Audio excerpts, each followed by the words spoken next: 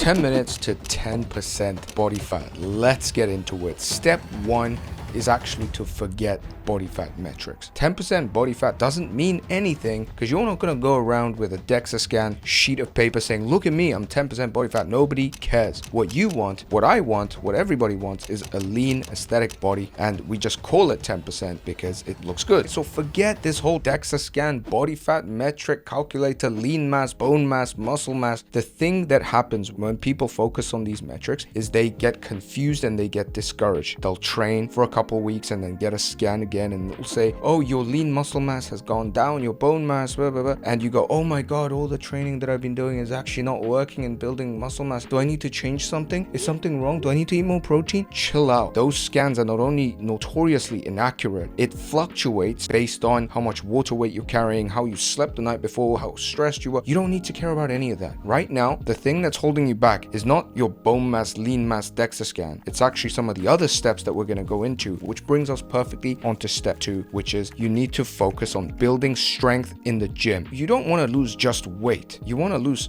fat. How do you lose fat? You got to preserve muscle, which means do some kind of muscle training or even build muscle and lose weight at the same time. This is what guarantees that you're losing fat instead of everything, instead of fat and muscle altogether. Now, when you start to lose fat and muscle altogether, you look skinny. This is why a lot of people that just focus on the diet first, they just end up getting skinny. And then they're like, hey, I'm skinny fat. What do I do? Oh my God, you got to bulk. Okay, I'm going to bulk. And then they just bulk right up. They get super fat because they're eating more without the right kind of strength training. Whether you're bulking up, whether you're cutting down, the thing that ensures that whatever you do in the diet is going right is strength, is getting stronger in the gym. So train 3 times a week in the gym and make sure you're getting stronger on key compound movements, the bench presses, the rows, the squats, the deadlifts. Now, if you want a routine that actually works for a busy person 3 times a week and helps you build strength every week, check out minimalist training routines below. I made it for you so that you can actually stay consistent, which brings us to the perfect next point. You got to focus 100% on training consistently. Now, you might be thinking, I thought this video was about 10% body fat. Why is he talking about strength training and consistent training? That's because that's how you do it. Most people focus on speed. They focus on how can I get there by summer? Fastest way to blow up my chest, the best exercise for your biceps. Most people just can't stay consistent at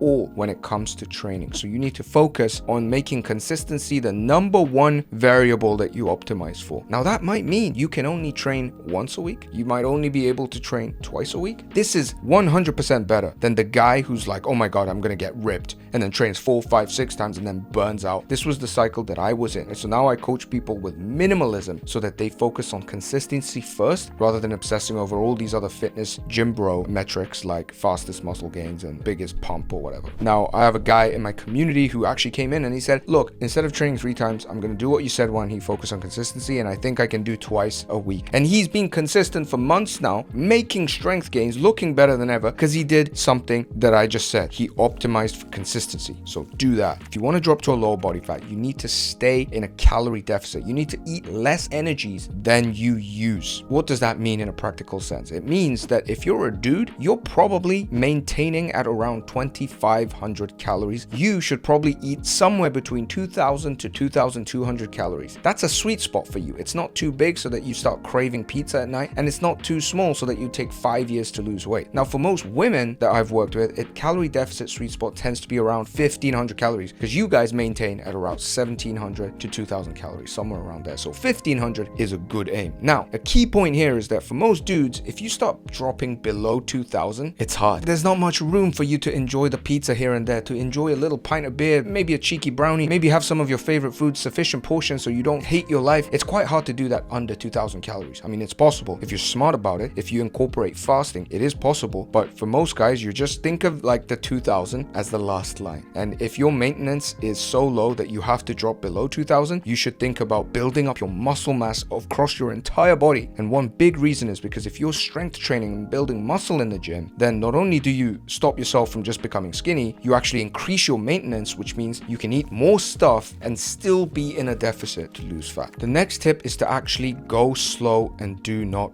rush. You'll be surprised to hear that when I coach my clients and help them lose weight, one of the tips that I give out the most is you're losing weight too fast. Just relax and go slower. Eat a little more. Can you imagine a weight loss or a diet coach telling you eat a little more? This is how important it is to not rush. Everybody that I've seen rush this process has bounced back, whether it's in 2 months, 3 months, 4 months, or 5 months. So you may actually hit 10% body fat for like a week, and then you'll blow right back up to 17%, 22%, and then by October you look like a fat lump, and you're like, oh, remember when I was lean on this beach? Like, can you see that? Who cares? Nobody cares. The point is not just to get lean, it's to stay lean. And I want you to imagine a graph. This graph should be ingrained in your head. Speed on the x-axis and likelihood of maintaining the new body on the y-axis. As your speed goes up, the speed of change goes up, the likelihood of maintaining that body goes down. As the speed goes low, if you don't rush, if you go slow, really slow, the likelihood of you maintaining that new body is very, very high, because you gave your body time to adjust. Your lifestyle actually changed to incorporate that new body weight, and then always living like someone who weighs 180 pounds rather than just like temporarily adopt this like 150 pounder guy diet for like 3 months, and then oh my god, it's working, and then you eat like a 200-pound man again, and bam, you blow back up. It makes complete logical sense when I put it like that. This is how most people go about their diet. Don't do that. Be smarter than that. Now, here's a caveat. I have a friend who lost 5 kg, that's around 10 pounds, in 5 years. Now, you're not watching this channel to lose 5 kg in 5 years. Granted, she's super able to keep her new weight, but we want to get results faster than 5 years, right? So there's probably a sweet spot. That's why I gave you that calorie deficit. Aim for 6 months to 12 months. It really depends on your body fat level currently, but you want to go slow and do not rush. What is the optimal speed? It's very hard for me to say, because when you first start losing weight, it will drop faster. At the beginning, the rate of fat loss is high, and then as you have less fat to lose, the rate of fat loss, the rate of weight loss starts to decrease. But 1 kg a month is, generally speaking, quite a good metric to go by. Maybe that even is slightly on the higher side,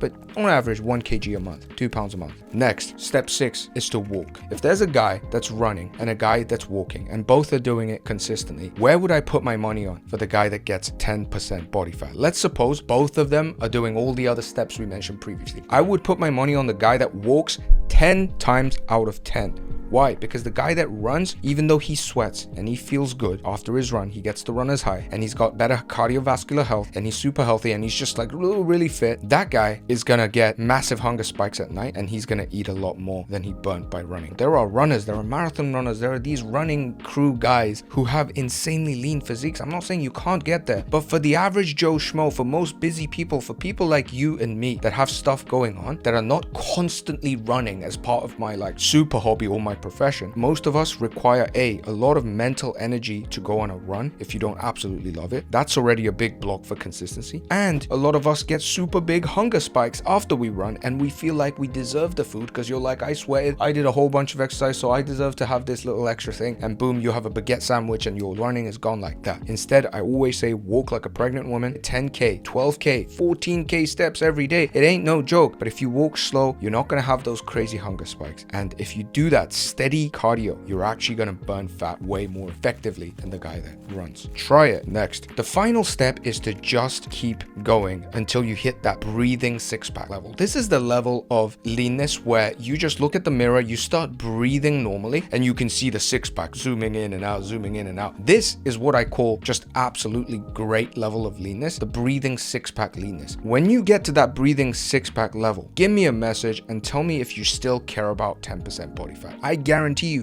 you won't, unless you're a massive gym bro. You're probably not watching this channel in that case. If you reach that level, you'll be like, I look good, I feel good. But not only do I look good, I fucking feel good. You won't care about this arbitrary number, this 10% body fat, this sheet of DEXA scan paper to prove to your gym bro friends, I got there. You won't give a damn. Final thing to say is there's no special extra trick to go from 15 to 14% or from 12 to 10%. It's essentially the same process, but doing it a little bit more accurately, a little bit more dialed in. Because usually going from 20% to 15% is pretty easy, but going from 12% to 10%, it's like way harder. That doesn't mean the process is different. It's just going to be harder and harder to actually get that result because you have so little fat to lose. And this is where patience comes in. So just stick to it until you get to that breathing six-pack level. I hope this helps you get to 10% body fat or that breathing six-pack level. See which one you like more. Leave in the comment below what you think. See you next week. Bye-bye.